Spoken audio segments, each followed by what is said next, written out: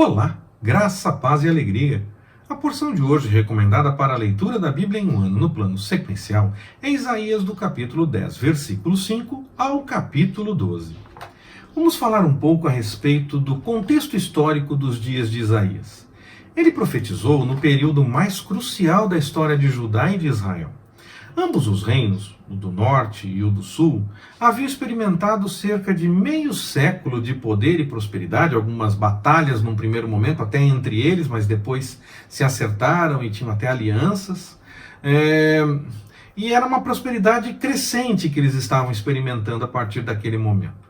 Israel, que começou sendo governado por Jeroboão, e depois dele teve outros 6 reis, experimentou uma prostituição espiritual rendendo-se ao culto pagão. Já desde os dias de Jeroboão, foi só piorando ao longo dos anos, ao longo da história, mas desde os dias de Jeroboão ele tinha aquele medo, aquele receio de que se o povo de Israel subisse até Judá, até Jerusalém para estar no templo, eles poderiam querer se render a voltar a ser um reino só e ter, quem sabe, Roboão, que era o rei de Judá naquele momento, como rei unificado mais uma vez. Então Jeroboão bola um plano para mudar a questão da espiritualidade do povo, para que o povo não tenha que subir até Jerusalém, ir até o templo. Talvez se ele mantivesse as diretrizes da espiritualidade, as coisas pudessem até se acertar, mas não foi assim. Ele começou a assumir práticas dos povos pagãos, começou a se misturar com várias ideias, várias doutrinas, vários ensinamentos, aquilo tudo que desde o deserto o Senhor tinha dito que não era para fazer, igual aos povos que estavam na terra, que eles estavam sendo expulsos da terra porque tinham feito coisas que desagradaram ao Senhor, e o povo que estava indo para lá não deveria fazer isso. Eles foram e fizeram exatamente o que o Senhor disse que não era para fazer. Isso tudo começa com Jeroboão e vai piorando ao longo dos anos, mas economicamente e até mesmo politicamente, a nação experimenta sim uma certa prosperidade. Judá, aí falando dos dias de Uzias, Jotão e Ezequias, manteve até uma certa conformidade exterior mais próxima com a visão original de culto e de espiritualidade. Mas era muito mais aparência, porque gradualmente caiu sim num declínio moral e espiritual, e já tinha também algumas misturas, algumas coisas erradas, algumas coisas estranhas desde o começo, mesmo tendo o templo ali em Jerusalém.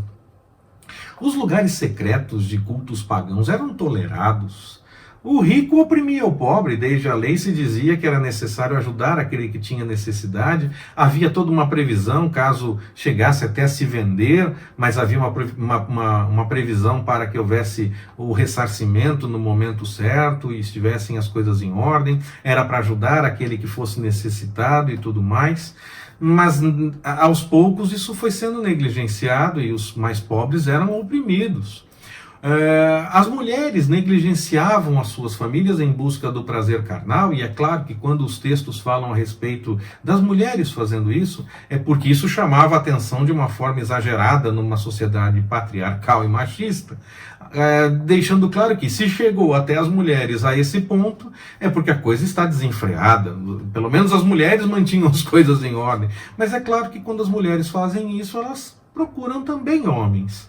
E elas estão tendo essa busca com homens que querem a mesma coisa que elas. Então não eram apenas elas. A observação era apenas essa, de que se chegou a esse ponto em que até as mulheres estão fazendo, é porque a coisa está totalmente desenfreada. Era para ninguém fazer e de repente está todo mundo fazendo.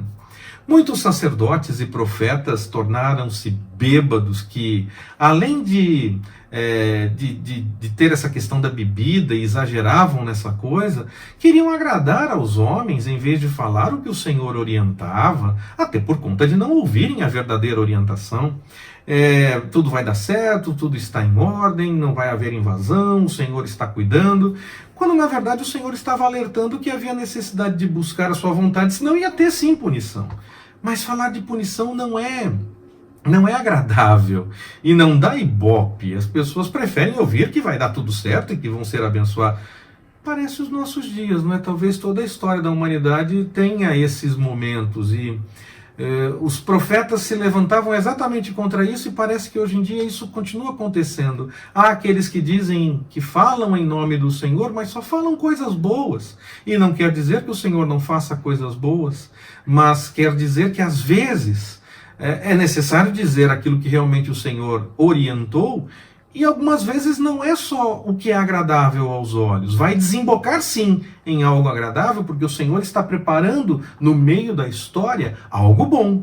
Mas há necessidade de passar pelo problema. Como José teve a revelação de que seria grande, mas para chegar até lá ele passou por uma série de problemas. Ele não chegou a ser grande sem passar por vários problemas antes. Tudo aquilo já era a preparação do caminho da vida dele por parte do Senhor. Então, algumas vezes nós temos sim que tomar cuidado, porque há situações que acontecem que são desagradáveis realmente, mas que estão vindo da parte do Senhor e que estão nos preparando para que possamos entender algo melhor, possamos chegar a um objetivo de realizar a vontade do Senhor no momento certo, ou estão acontecendo como aconteceu com o cego de nascença lá no Evangelho de João.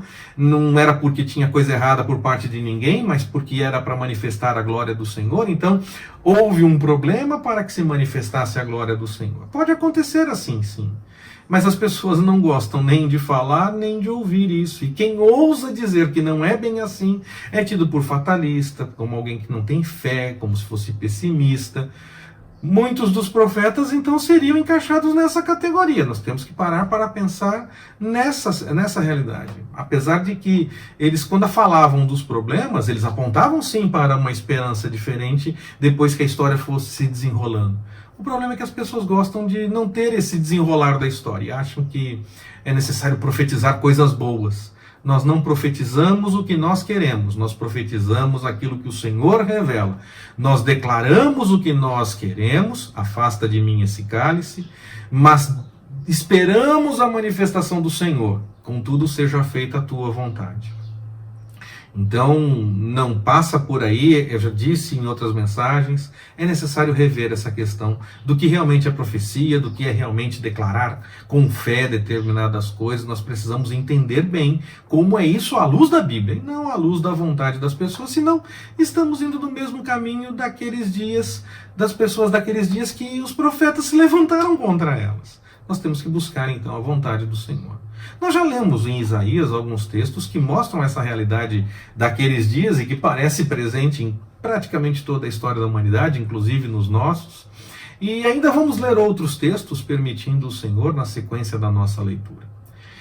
Embora estivesse para vir um avivamento em Judá sob o rei Josias, depois dos dias de Isaías, é verdade, mas já estava claro desde aquele momento, do tempo de Isaías, que a aliança registrada lá no livro de Deuteronômio, no capítulo 30, versículos de 11 a 20, havia sido inteiramente violada, fazendo com que o cativeiro e o julgamento se tornassem inevitáveis tanto para Judá, como foi para Israel, inclusive Israel até antes. Na porção de hoje, Isaías trata de ais e de esperança. Quando ele fala de ais, ele fala sobre a Síria. Aquela nação, a Assíria, que o Senhor permitiu que causasse sim muitos problemas a Israel, inclusive a queda do reino e tudo mais. No entanto, o que o Senhor queria com toda aquela ação era confirmar a palavra dele, registrada lá na aliança no Deuteronômio, de que se eles não seguissem a sua vontade, haveria punição. Com o desejo, essa punição nesse momento, tinha o desejo de alertar para uma mudança do povo, para que eles mudassem de atitude. O que era esperado então com essa ação era que o povo se convertesse e que aqueles que sobrassem pudessem sim voltar para a terra, mas agora servindo ao Senhor e buscando a vontade dele. No entanto, a Assíria tinha igualmente os seus problemas e teve também punição por conta disso. O Senhor agiu na história, ele levantou uma nação para servir de alerta ao povo que eles deveriam seguir a sua vontade, mas igualmente puniu a Assíria por conta dos erros que ela também tinha.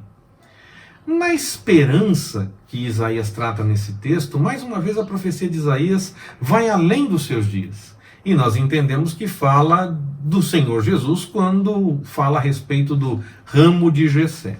Da mesma forma que lá no capítulo 9, maravilhoso conselheiro, Deus forte, Pai da eternidade, príncipe da paz, está falando de Jesus, e que no capítulo 7, quando falava ainda daquele nascimento para aqueles dias, para servir de sinal para o rei de que o Senhor estava agindo. E aí quando o rei não aceita buscar o sinal, e aí o profeta declara qual vai ser o sinal de qualquer forma, mesmo sem o rei pedir e dizer qual ele queria.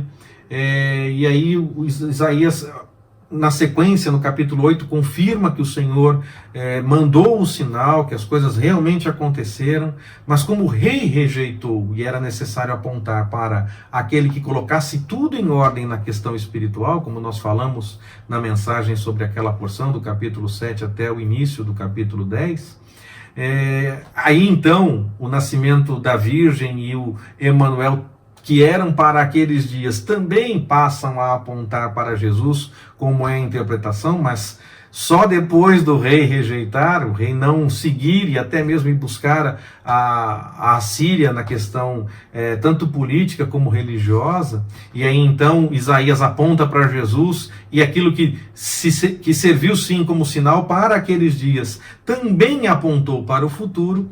Isaías também fala nessa parte a respeito de Jesus. Ele volta a falar daquele que vai ter o reino eterno, aquele que vai ter o reino para cuidar do povo e levar o povo a buscar a vontade do Senhor. E o povo que passou por sofrimento tem então um renovo, tem um ramo de Jessé para que possa trazer a mudança que o povo esperava, realmente seguindo debaixo da vontade do Senhor.